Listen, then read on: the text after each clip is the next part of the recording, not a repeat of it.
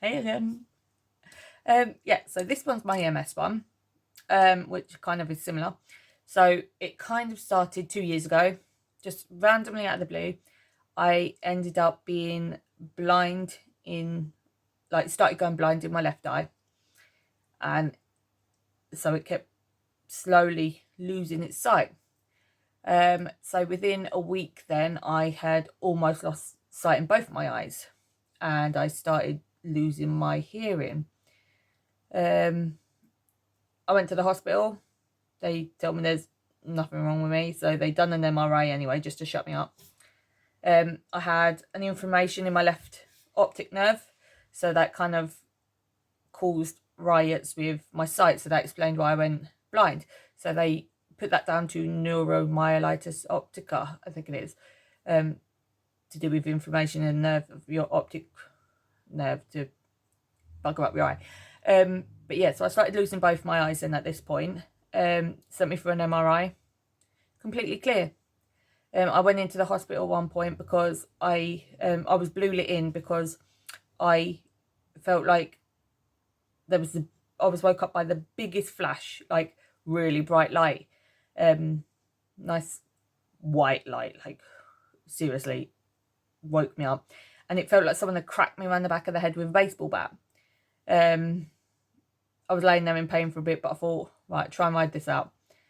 But that didn't happen, so I ended up being blue lit in to A&E. They then done another MRI on me. Lo and behold, then, randomly out of the blue, I have 2 golf ball size inflammations in my brain. One on the front ear, so that's causing riots with like my memory, behaviour, and all things like that, like impulse control, all the main things. And then I have one on the back of my head, at the base of my skull, the top of my spinal cord, that's causing problems with my nerves and my internal organs. So like my bladder don't work anymore, my bowels are struggling, my nerves from the waist down are fried. They are completely fried, which really isn't helpful. So I'm in constant pain in my lower back, and it feels like I'm constantly like got pins and needles or burning feelings in my left leg more specifically. But at this point, the lump in my spinal cord has gone down. It's just scarred. And so I then ended up being blind, almost fully deaf, and paralyzed from just from the waist down. All that within the space of 2 weeks, which was a very huge relapse. And they said to me, like, they've never seen such an aggressive attack before, like, of everything coming so harsh all at once. They said they see these things because of MS, their MS symptoms, but all together so aggressively. And this hit as soon as lockdown happened. So it was a proper pain because they're now like lockdown. You're not allowed out of your house. You're not allowed there. You're not allowed to do this, and this. But in lockdown, from being banned and like stuck to be in your house, we actually done over 400 miles in the space of a week, 2 weeks, something like that. Because I was back and forth the hospital. They had to put an emergency tube straight into my artery in my neck, which really was the most painful thing I've ever had done, purely because they tried doing anaesthetic and it didn't work. So they tried putting a needle in further, anaesthetic didn't work. So we're like, right, we've got to get this done. So they just shoved it right in and I bled out everywhere. Like, they all had to get new scrubs. I felt all the blood coming down, like all down in my neck and down in my clothes.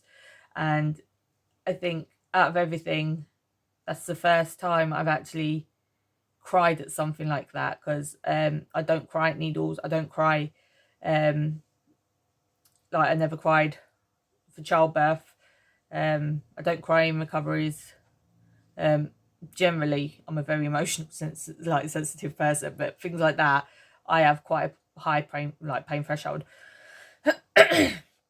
So they had to put this tube in, and I had to go in every other day for. They wanted to do 5 treatments, which is pretty standard, but they didn't. They'd done 7. So I was in every other day having really aggressive emergency plasma exchange therapy, which is where they pretty much sucked my blood out of one tube to then put it through a machine to completely clean it, to put synthetic plasma into my blood to then pump it back into my system. So they had to do that really aggressively every other day. Thankfully, I started getting I had to learn to walk again. So that's like learning to walk the second time in the space of like, what's that? Not even 3 years, it was like 2.5 years. I had to learn to walk again. again. And I surprised them because they done a lumbar puncture on me, which said there was nothing wrong with me. Nothing whatsoever. Whereas my bloods were showing MS antibodies. So part of my body was saying, nothing wrong, she's fine.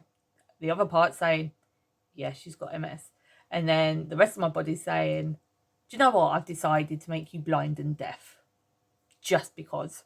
And this wasn't long before my son's first birthday, so I was terrified that I was going to miss his first birthday, which would have been the end of me, because I couldn't do anything. Like, I was so hopeless. Like, I was just this puddle of mess. But naturally I pushed through. I have no choice but to. I've got children, I've got a house to run, I've got bills to pay, I've got studying to do for uni. So I then became a rare case for them at that point there. So they all actually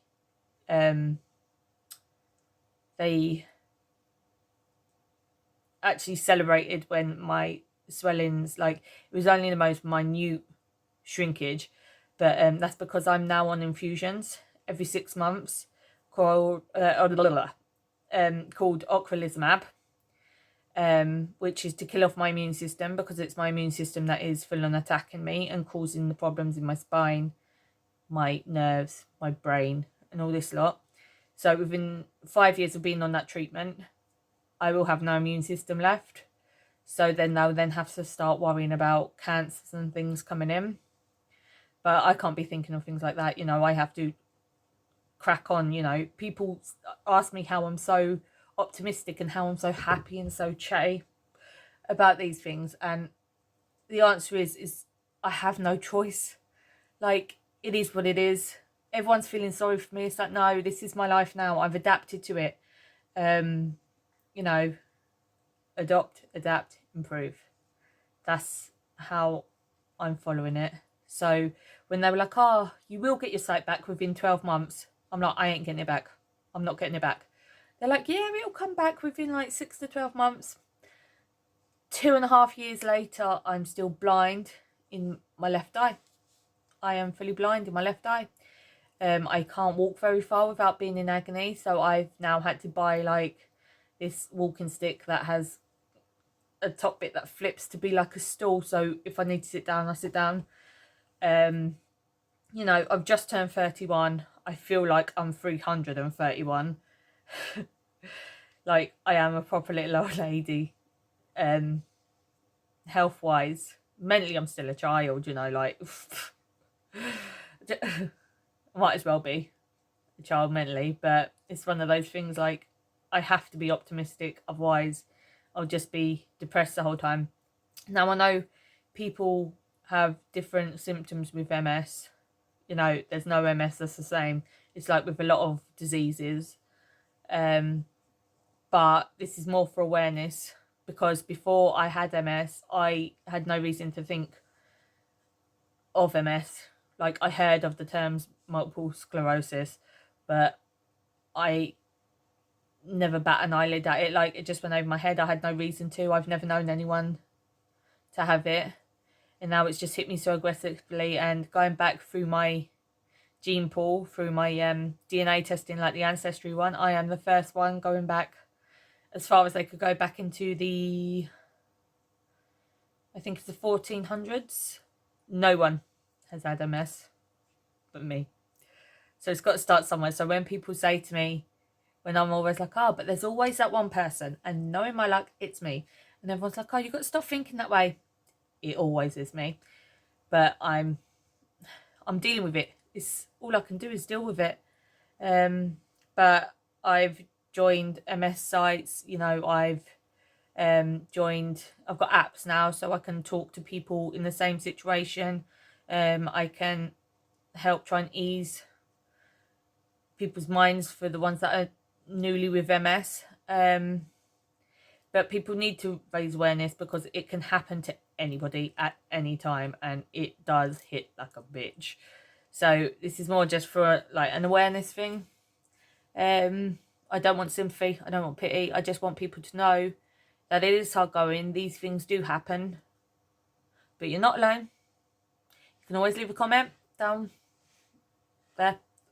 And yeah, so there's me with my MS and my transverse myelitis and everything else going.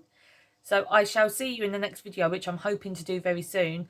I'm starting to gradually get to the most interesting one, where I will name and shame someone to get the awareness, because out of everything, all the videos I'm doing, that one's probably going to be the most important. That's the biggest blow up kind of what is going on situation. And I will get that out there, but I'm just getting these little tidbits out of the way.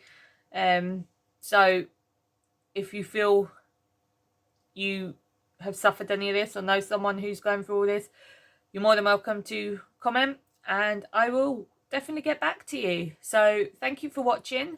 Like and subscribe. I'll put my next video up soon. Right then, ciao ciao.